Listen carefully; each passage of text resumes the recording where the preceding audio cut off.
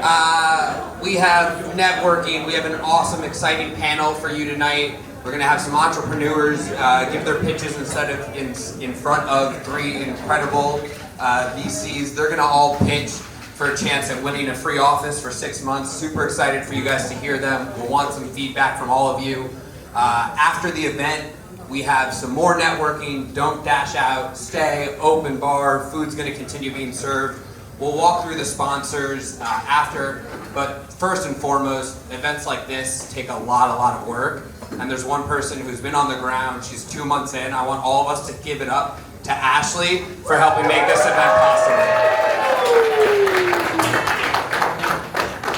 Now, for everyone here, who's here been to a Mindspace before? Show of hands. All right, good amount. I like it. My name is Mark Goldfinger. I'm the general manager of Mindspace North America. For those of you who don't know, Mindspace is a flexible office space solution and provider. We provide offices for founders, entrepreneurs, all the way up to Fortune 100 companies. We have 45 locations across the globe, with 6 locations being here in the United States and growing. 2 of which of the 6 are based in Miami. You got Miami Biscayne with, I think, what we can agree to be the most incredible office space views in the city. And then for those of you who are trendy and cool, we got Mindspace in Wynwood. If anyone here is looking for office space, needs office space, knows someone that wants office space, or even wants to host an event like this, at this scale, rent out a conference room, come work from here for a day, please let myself, Chris, and Catherine know, who are in the back. There's a bunch of Mindspace employees. We're all here to help and give any information you need. Without further ado, I want to go ahead and introduce our 3 judges.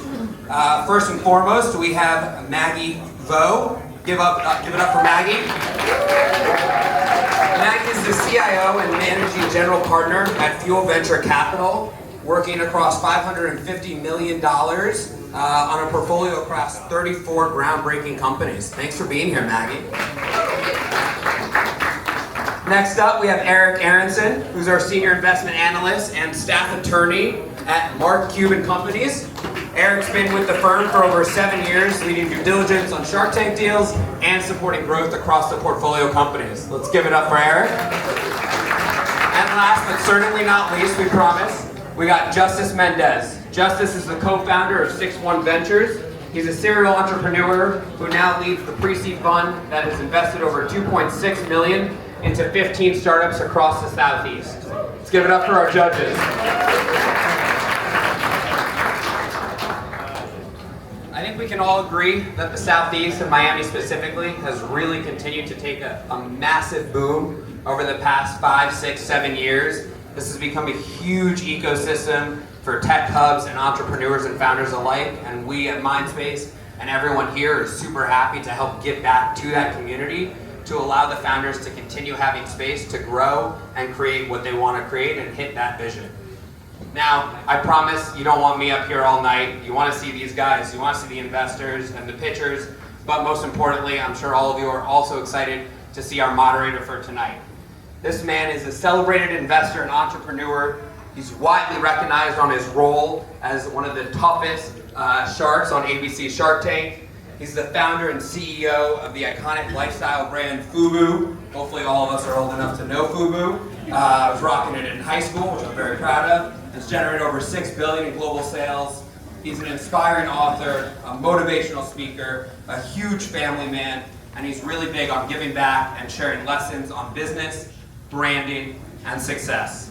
Most importantly, at least in my opinion, he's the founder and CEO of the Shark Group, who chose to really give back to the Miami community and make sure that his headquarters was right in the middle of Wynwood at Mindspace Miami. So let's give it up for Daymond John.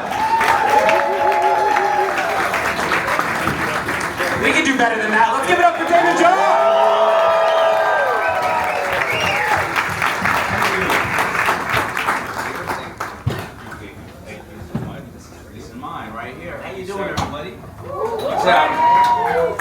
All right. I know we're gonna see some amazing. I moved down. Well, I've been in Miami, I think since 98. But I actually moved down like many people because I saw all the opportunity out there. Like, of course, economically, it's a great place to live, and I find that, I can meet anybody I want in the first 50 blocks of the beach, and they're all off their guard. They don't have the manager and their friends and all that other shit. They're with their family. They're relaxing. You can do deals. If you don't catch them in the hotel, you'll catch them at the club or the restaurant. So I love this place. Of course, Woodwood, and I love here. So we decided to move our office down. I think that the old way of doing business has changed. I think that we still do need to be, together. We're pack animals, but we don't need the 2 and 3 and 4 floors. I used to have the 66, 67, and 68 floor of the Empire State Building. It's shit that costs a lot of money. And now, we can be agile, to have your employees live various different places, but also have versatility and coming and being in a place where you actually do the most business and people thing in the place. And I haven't found any other place. I had a place called Blueprint before pandemic, and it was, to be very honest, it was maybe an 8 to what a Mindspace is a 10. And with Mindspace having 40 locations around the world, and having great entrepreneurs like here who's in this room and great events like this, I just think it's the perfect place to be. So we have our 3 amazing judges up here who I actually know 2 of them and have and met another one. So it's a close circle. We see people often. We kind of compare notes. There are a lot of other great people in the audience. So even if you're pitching up here, if you don't see something that you like, you may be sitting next to your next investor, your customer, your social media expert, your ambassador. So make sure that you talk to everybody here and you utilize this entire ecosystem. All right. So I think what we're going to do, and you got little Daymond learns to earn. Who's the little one over there? Oh my God, how you doing? All right. Beautiful. All right. Our future sharks are in the house. Absolutely. I'm going to sign that for you. I'm going to come right over here, right after the pitch. Is that okay? All right, we're going to take a picture together. I don't like adults, I like children. All right, there you go. So I think we have 4 people pitching today. What are the rules? I think 3 minutes to pitch, 5 minutes for the judges. And then we're going to open it up after that as the judges are, deciding on the best pitch and all that other good stuff. I'm going to open up for a Q&A, half an hour as well. So I really enjoy this. I'm just moderating. I'm going to kind of shut up for the most part, and the best part about this is I don't have to make a decision like I usually do, and Kevin O'Leary's not here, so that's the best part about it. So we're going to call the first one is Dylan Abin, and the company is 3RD1. Third eye? Okay, there you go. Enjoy it. You have a mic?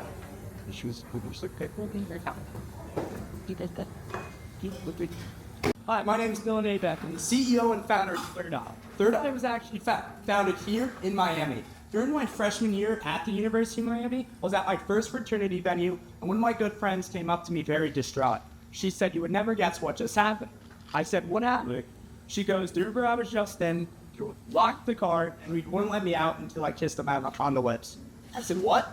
And she goes, "Yeah, but don't worry about it. Stuff like that happens all the time." I said, "What do you mean it happens all the time?"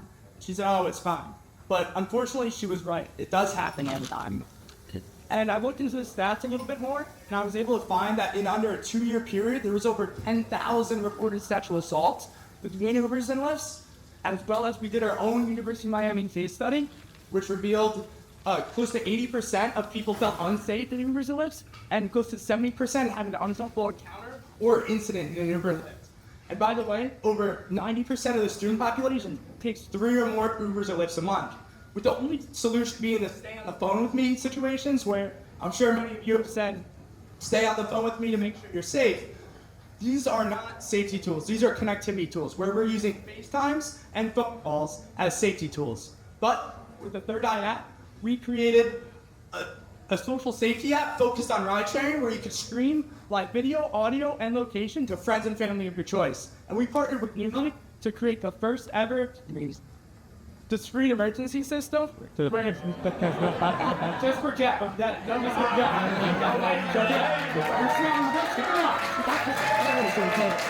Can we reset the clock?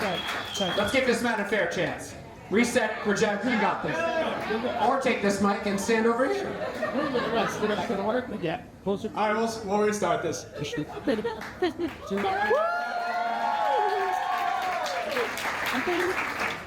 Hello everyone, my name is Daymond. I'm the CEO and founder of Third Eye, a social safety focused on making ride sharing safer. Third Eye was founded here in Miami. During my freshman year at the University of Miami, I was at my first fraternity venue and my good friend came up to me and she said, "You would never guess what just happened." I said, "What happened?" She goes, "I was in the Uber and he locked the doors and he wouldn't let me out until I kissed him on the lips." I said, "What?" She goes, "Yeah, but stuff like that happens all the time."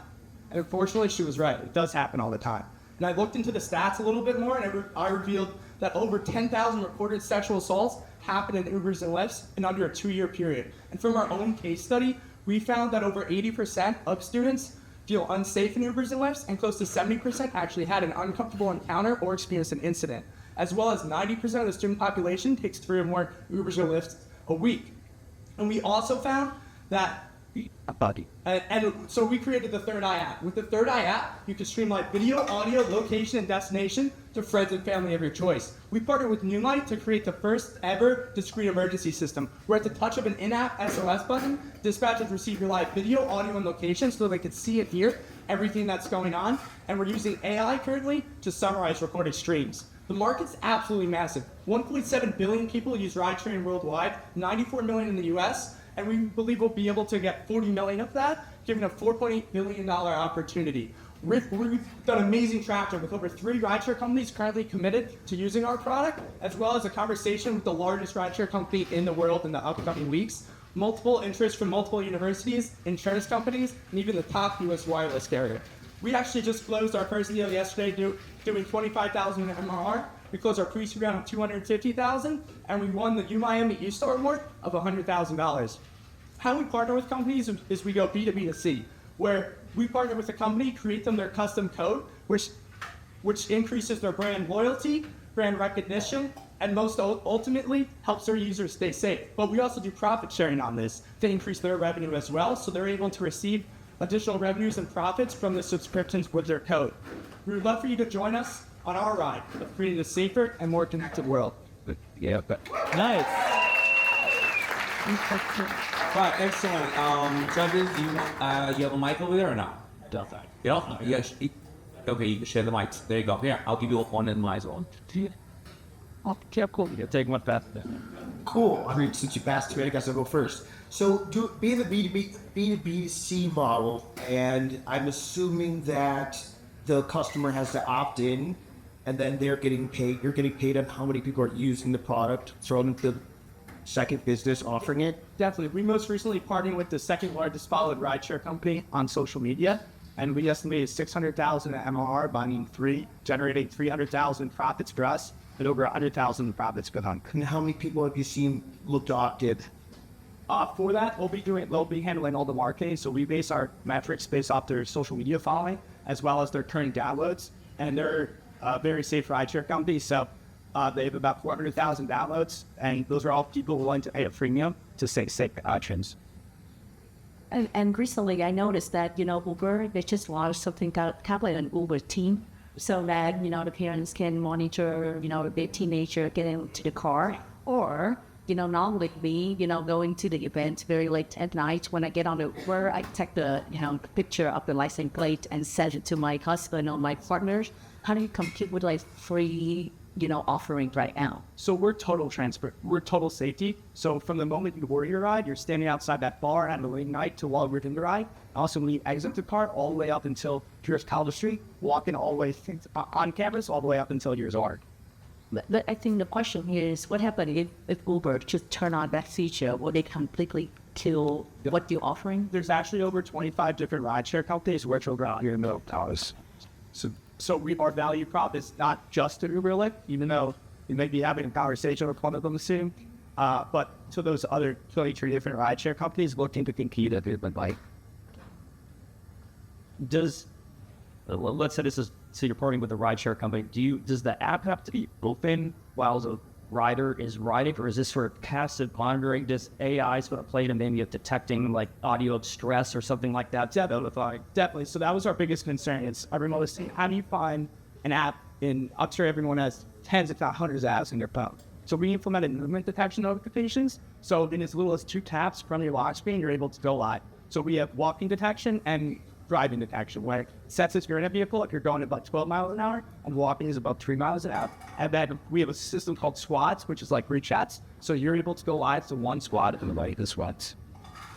Does the user, I'm just trying to match if I was using this and if like I'd maybe taking Uber at night and maybe that's when there's more danger and it's, active with my mom. She's maybe going to be asleep or not opening it. Like, is there sort of a gap there? There has to be someone on the other end to sort of be monitoring, or it's almost like your screen falls on deaf ears. Yeah, that's exactly why we partnered with Moonlight, which is I was going to ask, like, what is this Moonlight, a competitor? Yeah. So Moonlight's owned by Alarms.com, which is a $3 billion publicly traded company.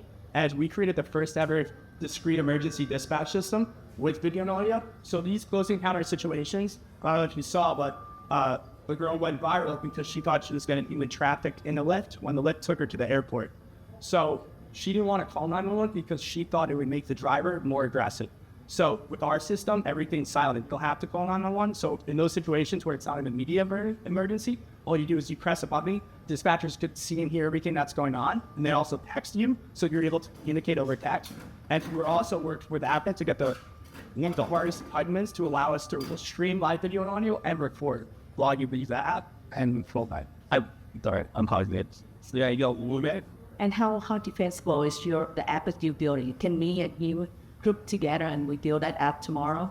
No, some of the hardest features would be setting up that discrete emergency system, as well as getting those entitlements from Apple, which for us, I booked them every day and it took 7 months at the minimum, as well as working with over 50 University of Miami students to create the ultimate experience and make training three rideshare vehicles to make sure we hit every target in the national.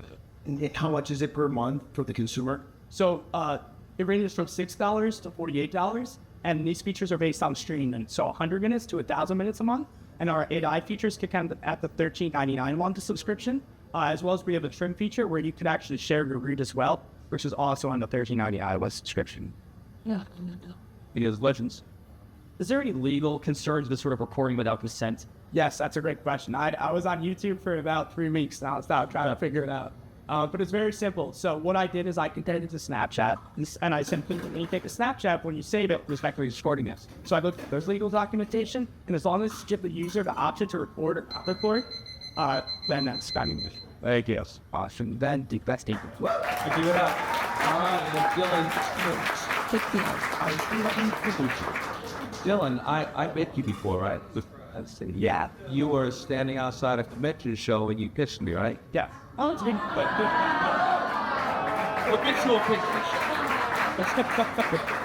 You'll see a picture. Now, thank you for the great questions. I have one question. Why did you, because I screwed the name up. It is Third Eye. I called it 3RD/I. Why did you name it in that way? Because we're us dyslexics. For us dyslexics, why do you name it that? It's not hard to pick. So we wanted something catchy under 5 letters, and we blink like Third Eye, like the Google Eye Wash. How many people here are dyslexic? How many? 5. You know, 8 of the 12 sharks are dyslexic. You know, 42% of entrepreneurs are dyslexic. 7 presidents were dyslexic, and Einstein was dyslexic. 20% of the entire planet is dyslexic. So who else wants to admit to dyslexic? All right, so thank you, Dylan. By the way, you're very hard to. Okay, it's just in front of it. And it really. All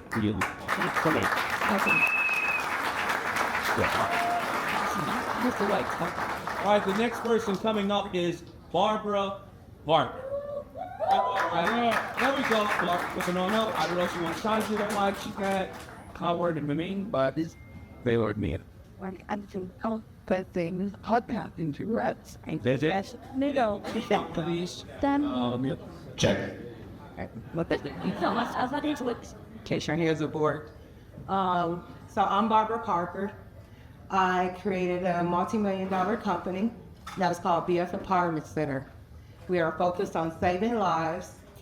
The way we do this is by using impact, making powerful adaptive changes. So over the summer, we actually opened a camp and we started teaching kids social skills, coping skills, physical fitness. What we learned was that 71% of kids have mental health disorders as well as physical disorders, and 58% of adults have both as well. So after talking to And listen, Grant Cardone and Brandon Johnston and Chase Spade, I decided to see partnerships that are strategic that will help me become a Fortune 500 company. It's going to take a little bit of time. We did start during COVID, and our revenue was $38,000 that year. This year, we're on track to make $1.8 million. So, what we're doing is we're going to launch a couple of different lines of service so we can have comprehensive care. Because a lot of times we spend a lot of time looking for mental health and physical health services in multiple places. So we're going to integrate those services and make them where it's a one-stop shop for everyone. And we're also going to include wraparound services so that it makes it easier and more accessible for those who are part of the underserved population. Once we launch these particular lines of services, it will increase our revenue to $11.8 million per year. More others. I'm tough. All right, let's solve that.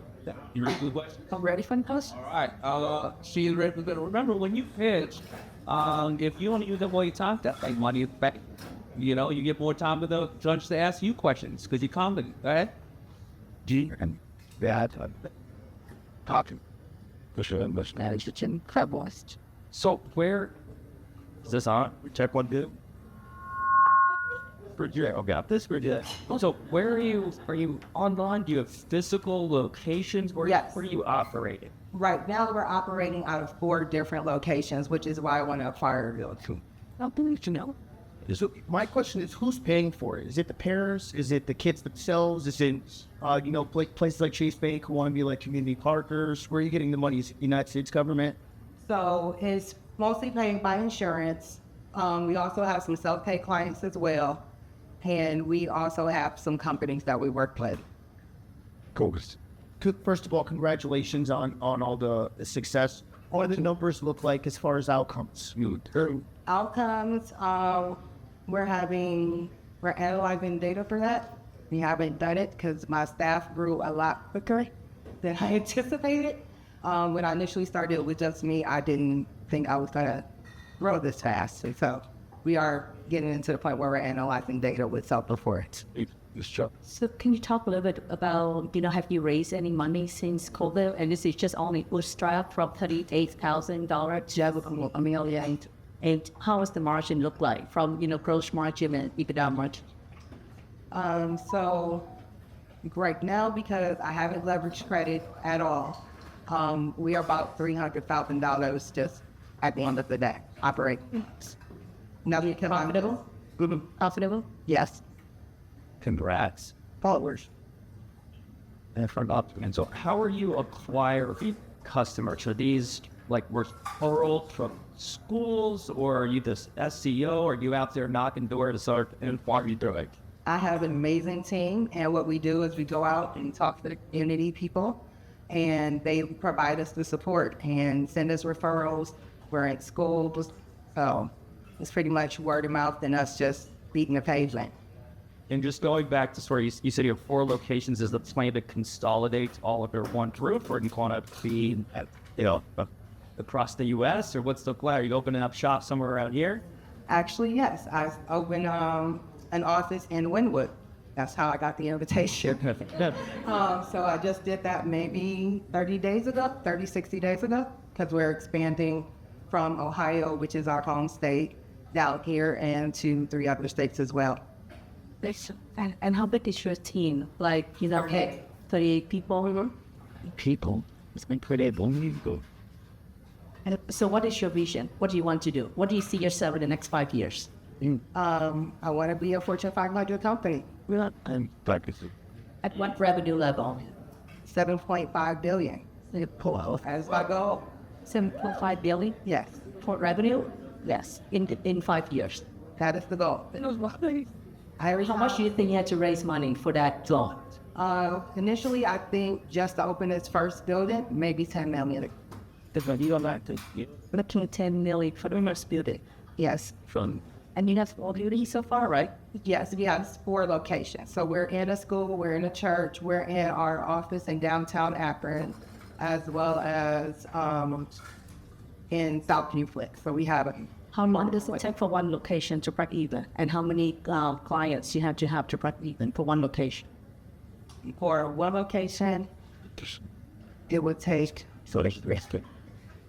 I'm honest, primarily since you're offering housing to those particular clients, will be probably in 2 years. Because the revenue would be 11 mil. 11 mil. Little more than 1 minute. Yeah, so it's funny. I'm originally from Cleveland, Ohio, actually. So I was born here. yeah, so it's obviously the kids that you're trying to reach. The hardest part is that they don't want to show up. They don't care that they have issues. A lot of times, who's the advocate in between you and them? Is it the parents? Is it school? Is it mandated? Is it just show up if you want help? So our kids are actually excited to go. We have a cool bus, all that kind of good stuff. But our staff is very engaging and fun. We have a professional boxer on our team as well, so they get to have boxing that day. So our kids want to be there. That's the main thing that helps them come and want to stay engaged.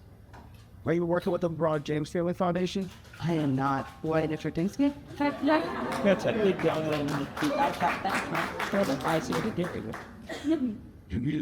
Is there any partnership that you are working right now to partner with? Because I think here that you have corporate clients, President. What is your plan to scale? I mean, the 7.8 billion in 5 years is a massive plan, and it's just very hard to build it on your own. Here to leverage, other partnership to help into training and increase your brand awareness.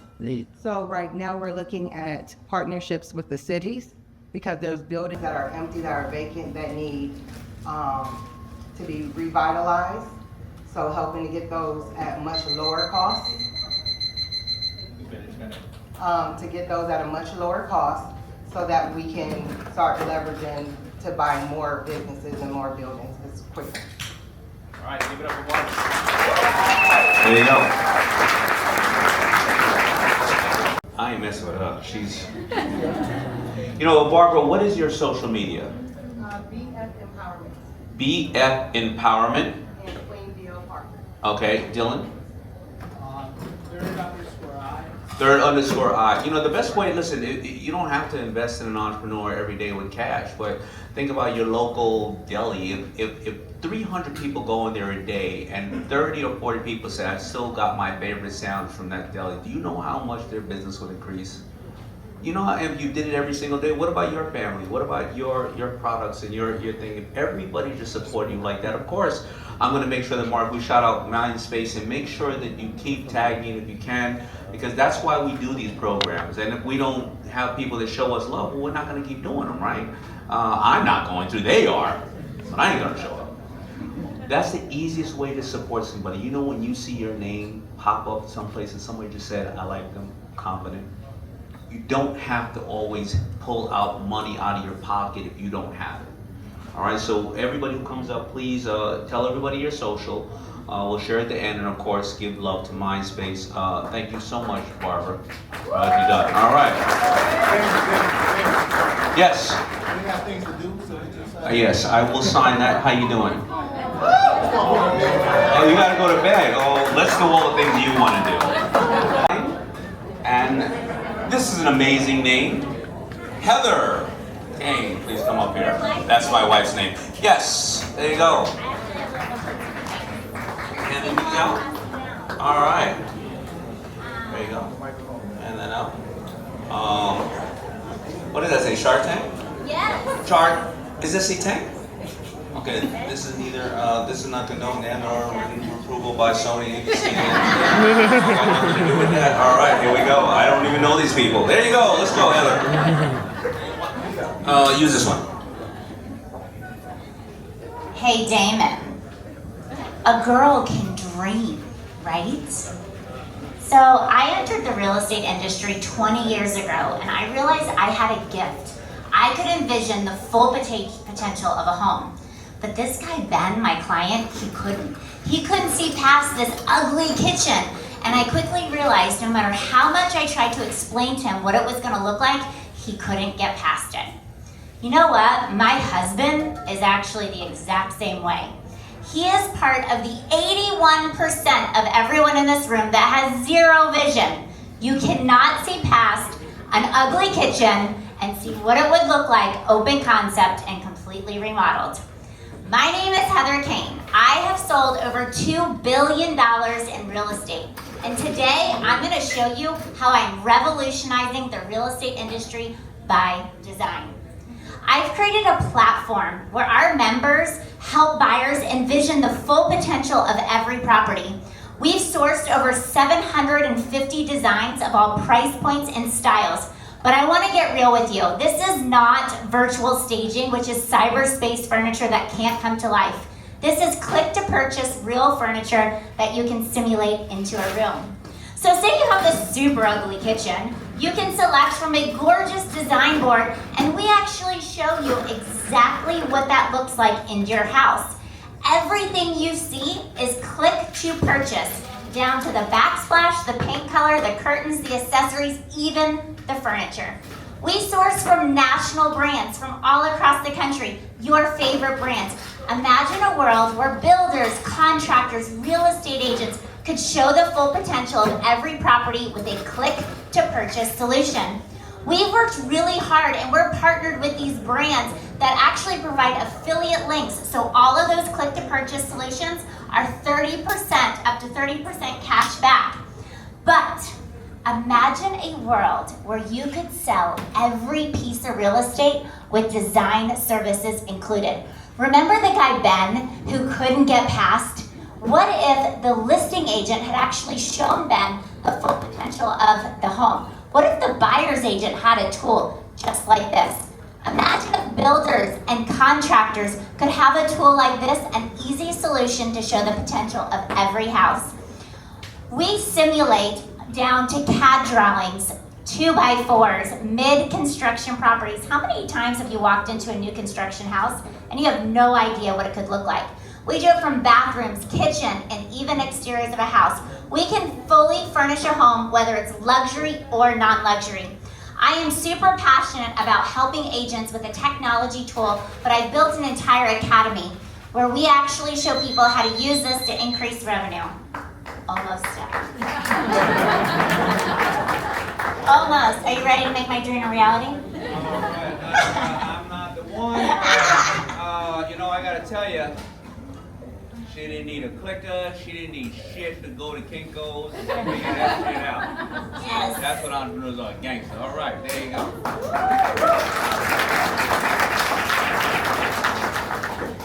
Hi, Heather. Hey, how are First, you? love the fact that you have female founders. Yes, of course. Second, I think I love the fact that, because you're in the real estate industry before, you know the pain. And you can just solve this pain for your friends, for the people doing the same thing. So you using this tool yourself and maybe, introduce this to other people. Can you share a little bit about, let's just say the ROI or how fast this help your friends who are real estate agent to sell house? Let's say if they take them, 7 days to close. Will these tools actually show any numbers that, only 2 days, or maybe they walk into the house and see the picture and say, I buy it? Yeah, so it's been really fascinating. We launched 2.5 years ago, and we've done an analysis. So we have hundreds of members all across the country. We're in every state in the U.S., and we're partnered with large brands.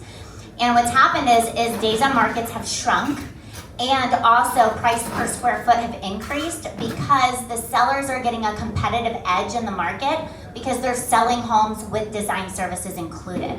So it's been really fascinating to see, because the buyers don't have that vision, they're willing to pay more for the property if the vision's created with the solution to go along with it. So who is the end user? Is it? It's every homeowner in the entire country. So you assume for them to do the DIY services themselves, or are they passing off the No. vendor to somebody who's a GC? So that's why I built an entire academy. I have agents that are making hundreds of thousands of dollars, contractors, builders as well, because they're actually pre-sourcing the contractors, and we teach them how to create trade agreements so they can stack additional revenue streams into their business. And how much does this cost me? Let's say I want to do this. Yeah, so our members, we have two different platforms. We have a $19.99 and we have a $49.99 a month. The $19.99 gets a limited access to design boards. The $49 gets unlimited access and access to the academy. Our simulations are on average anywhere from $45 to $99, depending on exactly what's needed for the space. So when you say simulation, I guess what is the mic's not working. no, I never. So for simulation, what is the tech behind? Is it manually sort of populating these images? Are you? I know that you're going to get the question AI and how that's. Yeah. I mean, I've seen a bunch of these companies pop up and I'm definitely part of the 80% that can't look at a room and see like the potential. But now you could just take a picture of my living room and it'll populate. And I'm assuming I can put in some brand names and it would populate that as well. So. Are you using that sort of technology? Are you doing something different? Is that a big competitor? I'm just curious. Yeah, so right now, whoa, I got loud. So right now, we actually are building out our own AI. And the reason why is because we're sourcing from Amazon, Wayfair, Target, all the way to luxury brands as well. But most of their product is 2D. And so we're actually in AI building out every product into a 3D version because we're integrating into video, we're integrating it into pictures. So yes, we're using that technology, and yes, we are about to launch our AI model for it.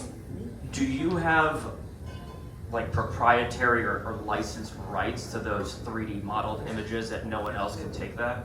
Yeah, so we're actually building the bot ourselves. So we've been in the trenches right now for about a year with 5 PhD engineers that are literally we have like thousands of products that we're having to turn into 3D models to be able to do the simulations. Okay, so you partner with these brands, and you're not just like buying. No, no. So what happened is the National Association of Realtors voted me as a top 10 tech tool last year, and so they actually strategically placed me with an AI company. That AI company and I have exclusive rights and I own it, but we've been working diligently because what the AI we're building right now hasn't been built before. Got it. Okay. It seems like your product solving a problem, and you can validate that. Tell me a little bit about your scaling. How much have you grown? How many users do you have? We have 350 users across the state right now. So we've grown from 0 to 350 in the last year. We've invested about $750,000 into building the platform. We've revenued about $850,000. We've really started to cash flow in the last year. A lot of the expense has been building out the platform and the tech associated with it. But now that we're on that cusp of AI, and we're about to have like a huge partner that's going to be like a game changer, so now's the time to invest, fellows. That will really change the game of the real estate industry.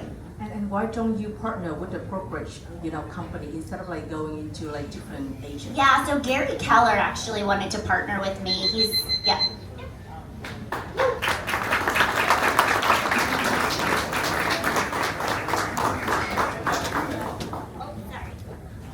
All right, give it up for Heather. Heather, who was that with you? Who's your Flavor Flav? My gorgeous sister, Kelly. Your sister. Yeah, we got you. All right. Congratulations on that. Heather, is this for men as well, or is this mainly for women? Oh my! Most of my users are men. Are they married men? I don't know. If any married men in here, can I ask any one of you married men, have you chosen and or bought anything that is in the common area of the house? I'm not talking about the attic, I'm not talking about the garage. Any man here has picked it and put it there? Okay. All right, it's for single men, I guess, right? Because the men that are agents that are entrepreneurs that are trying to build businesses. I understand. All right, I got it. Every time I put something, my wife just moves it right to the garbage. All right. Shout out to women. All right. The last, but definitely not least, is the company is Realfinity. All right. Luca, come step one up and let us know what's going on. Here you go. Give it up for Luca, please. Real estate agent. Maybe you can sign up with us after this pitch. We'll see. Yeah. All right, my name is Luca Dahlhausen. I'm the CEO and founder at Realfinity. Spent the last 5 years prior to founding the company working for a traditional retail lender. And I learned basically anything about how mortgages are originated on the front end all the way to capital markets and how they're being sold in secondary markets. And my co-founders today are the people that I worked with at that prior business. So we're on a mission to basically allow real estate agents to start offering mortgage services and to embed that into their existing workflows and to cut out traditional loan officers. When you look at mortgages today, most people in the room probably got one before in their lives. You will realize that they're more expensive than they should be. They're extremely intransparent. They include a lot of middlemen, typically referral relationships from real estate agents, to lenders and all of that. And they are highly regulated. So it's an incredibly difficult space to innovate in. But there's some movement going on in the real estate space that's really, really interesting. Heather, I think, presented one part of that, which is agents trying to evolve in their value proposition.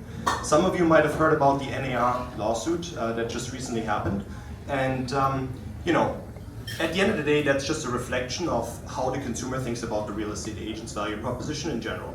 And that means that, commissions are under pressure like they've never been before under pressure. And agents are thinking about how else can they evolve in their value proposition. We're offering them a solution to start embedding the mortgage into their process and start to evolve into that direction. So how are we doing that today? We've built an origination platform that basically allows an agent on their phone to price a loan, to start a loan application, to procure the initial documents that are needed, and to submit that file for pre-approval. Within 24 hours, that agent can go ahead and basically get the client pre-approved for a loan and get a loan file into processing. Just think about that. Your agent could tell you, I'm going to get you pre-approved for that loan within the shortest period of time. No more referrals of, hey, I can refer you to somebody that I know at Wells Fargo or any other of the other banks. All of that while delivering the consumer a much cheaper loan. Mortgages are commodities. There's a base price and then there's the cost to originate the loan.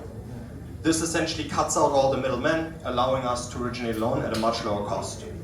We've so far originated, since this year, about 60 loans for $35 million. And the company has already generated more than $350,000 in revenue. So that's where we sit today. And I'm ready for any questions that you guys have for me today.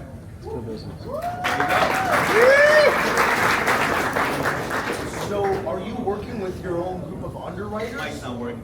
Are they going to their own group of underwriters? Are you working with your own underwriters? Are they going to their already existing bank? What does the underwriting process look like once you originate? Sure, that's a very important question.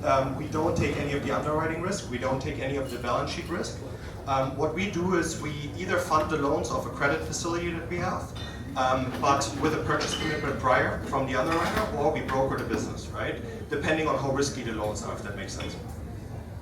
And are you making money off of that part of the business as well? We only make money off that part of the business. So we don't charge any fees to anybody. We essentially make a transactional fee anywhere between 50 to 125 basis points on any of these transactions. What licenses do you need, if any, to sort of do this? And does the agent have to, is there any additional regulatory steps or licenses that they have to get now that they're sort of not just, hey, I can refer you to somewhere, but to someone, but they're kind of helping with that origination process? Yes, so we as a company need to hold lending licenses in each state in which we operate. Today we hold licenses in California, Texas, Florida, and Oklahoma, and a few other states that are incoming. And yes, every agent needs to get an additional license as well. That's an all online 20-hour course that they do. We have a partnership with one of the 3-4 government approved agencies that are providing these licenses. And we today have brought over 50 agents fully on board through that licensing process. But again, yes, it takes an agent that is willing to evolve in their value proposition, put in that additional 20 hours initially, and then maintain that license. They're always maintaining an existing real estate license already. So, it's just another kind of add-on to their services. And throughout the 60 loans that you laid it out this year, do you see like who is the target homeowner that taking your loan versus go to the bank and taking the loan from the bank? Can you describe your kind of like the persona a little bit? Of course, yeah. We're building a product for Main Street America. So, the $10 million oceanfront homes you see here in Venetian are not our clients. These people bank with private banks and the like. They have different means of financing their assets. We're targeting Main Street America. So I think our average loan amount is $540,000 right now. Actually trending down. The bigger, the more transactions we do. We originally started in our home market getting Miami realtors. Typically the sale price is a bit higher here. But our business model makes most sense for real estate agents who are selling homes to Main Street America. The average home sale price in the US today is about $420,000. Who's your credit facility? It's a bank called Bank of Sierra. They are very big in providing credit lines to mortgage banks like us. So they are our current warehouse lender. Are you planning on onboarding more financing partners to get more competitive rates, or are you going to stick with one preferred partner? We work with many different partners. So we today have 10, 15 partners. It's a very liquid market, and so it's a very standardized process to bring these partners on board. But yes, absolutely, we have one guy that runs capital markets, and he's constantly monitoring different lenders, different products, who has the best underwriting guidelines that fit our needs at that time. And you have to raise equity to be able to expand your credit facility, right? Tell me a little bit about your financing. Sure, yeah. The credit facilities, require obviously net worth requirement. The beautiful thing in the mortgage industry is, especially if you're non-delegated like us, so we don't take any of the underwriting risk, these net worth requirements are extremely low, if that makes sense, right? So the credit facilities scale up very fast. The initial line we raised is $5 million. They operate somewhere at SOFR plus 2.75% or so. So this is a very standardized product. Why? Because there's very little risk, right? We have a takeout investor by the moment we fund any loan on these lines. Have you benchmarked against, I guess, time to loan compared to sort of the standard process, or maybe success of getting an origination, or sort of comparison of rates compared to just the standard process? Sure, yeah. I think a good lender is also executing in fast time, so there's not a big pickup there. I personally focus most on pricing, right? So price competitive advantage. And the reality is mortgages are commodities. There's no good or bad money when you buy a house. All that matters is at what terms are you getting that money. And today, we can originate a loan at about 75 basis points cheaper than anything you can get in the open market.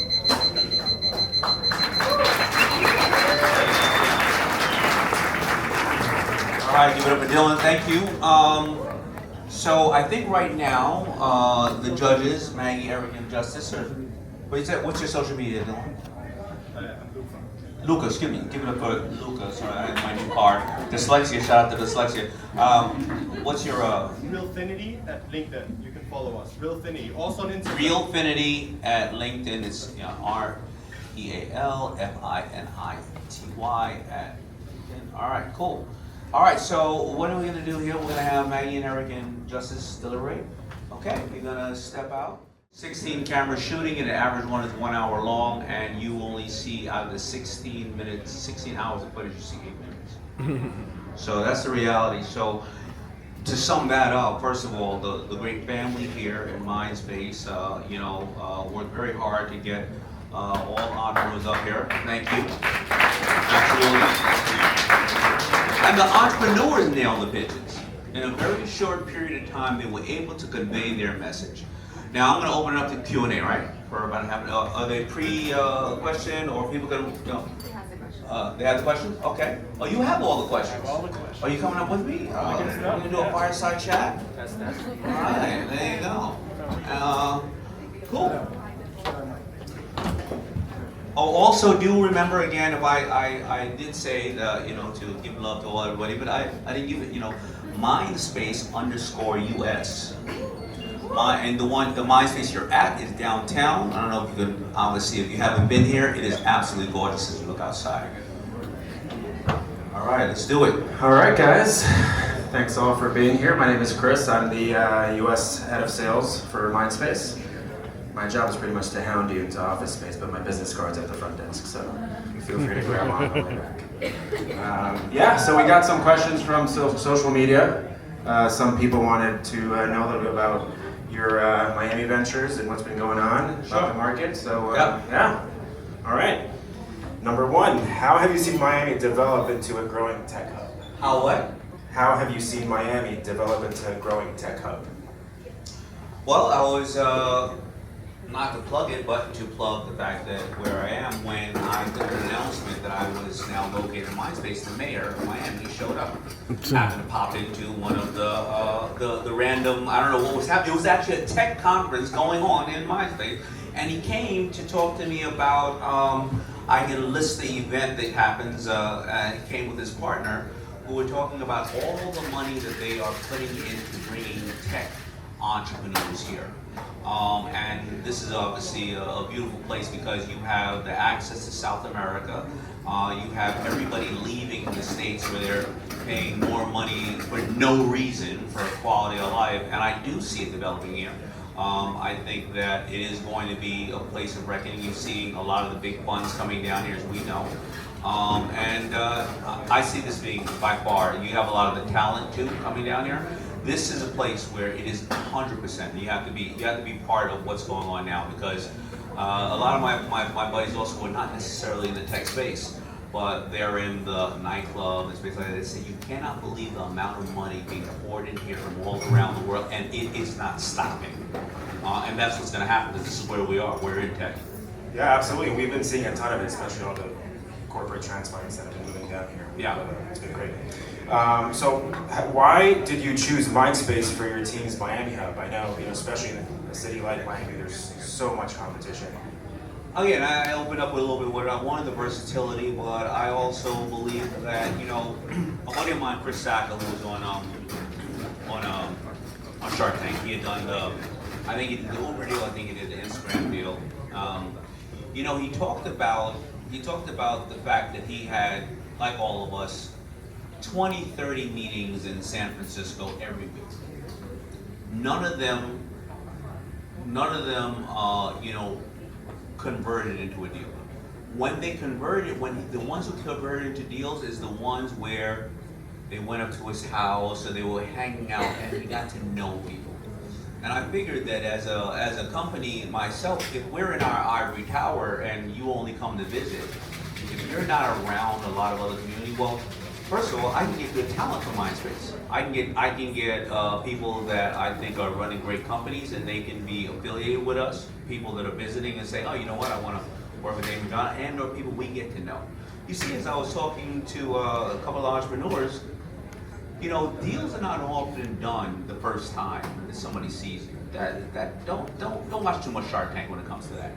Deals are done when you see people in passing, you get comfortable talking to them, you say no on a deal and you realize that they didn't stress it, no problem. Maybe this is not for you.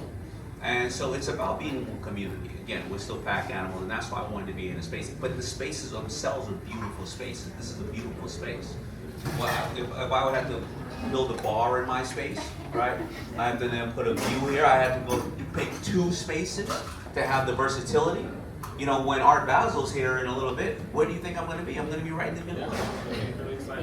There you go. Yeah. So with Miami becoming a tech hub, what unique opportunities and challenges do you see for startups moving here? That's a tough one because I'm not, I don't really concentrate on tech. Every investment I have has to have a tech component to it.